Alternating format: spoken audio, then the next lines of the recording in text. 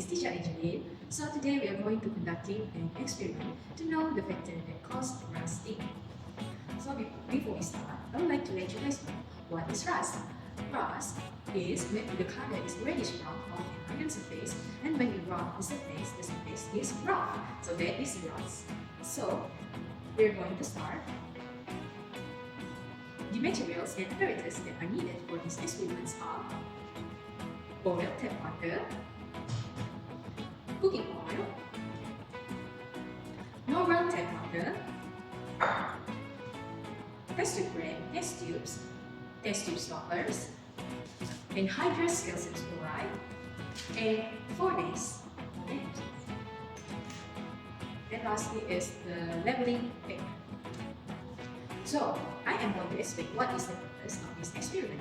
So, we are going to conduct the experiment is to study the factor that affect rusting for iron. The problem statement of this experiment is do air and water cause rusting? So, we can make a simple hypothesis before studying the experiment.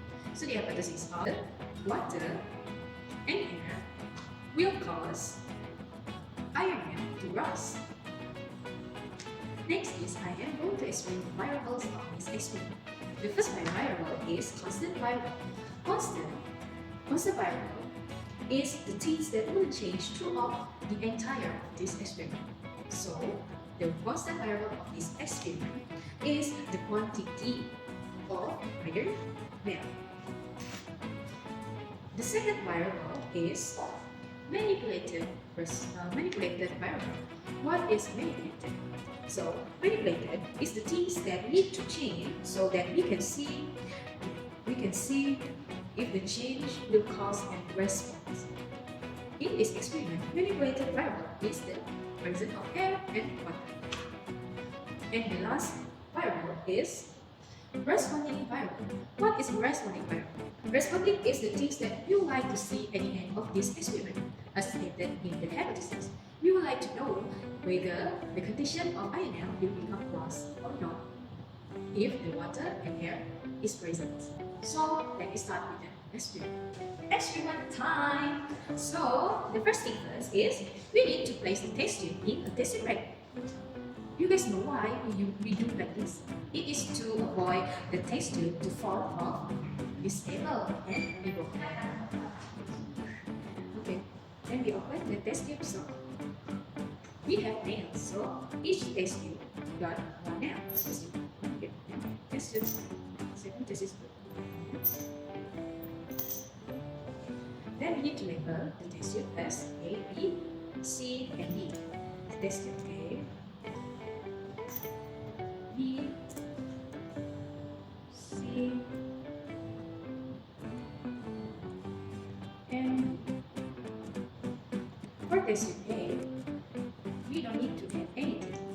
That just goes with the test tube. So, test tube B, we need to add anhydrous calcium chloride.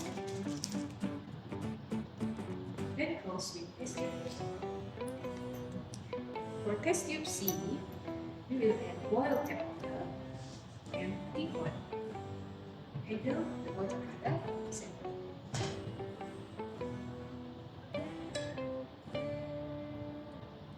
Let the nails suffers in water.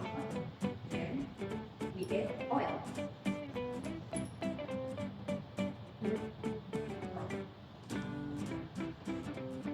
And then close test tube C with the test tube stop. For test tube D, we just add normal tap water. Take the iron suppression. Then close it with the test tube stop. So that is all for the steps of this experiment. Now I'm going to explain why we adding different material into the test tube. For test tube A, we doesn't add anything, whether it is water or anhydrous chloride, calcium chloride. With it because we only need the air and the water. The water that I need for test tube A is the water in the form of gas, which is the water vapor. test tube B, we add anhydrous calcium chloride. Why? Because anhydrous calcium chloride function to let the water in the test tube become less to measure the water. So it only has air but doesn't have water. Test tube C, we add boiled tap water and oil. Why? Because boiled tap water, when boiling, the water becomes evaporated. And why we adding cooking oil? Because the cooking oil, the function is to seal this ion, so the air wouldn't get inside. In this case, we only want water but not air. For test tube D, we only have normal tap water. Why? Because we want the presence of air and water. So this experiment will be observed after 4 days. So this apparatus and material will be laid for 4 days. So we will come back after the 4 days. So this is the result of iron nails after 4 days.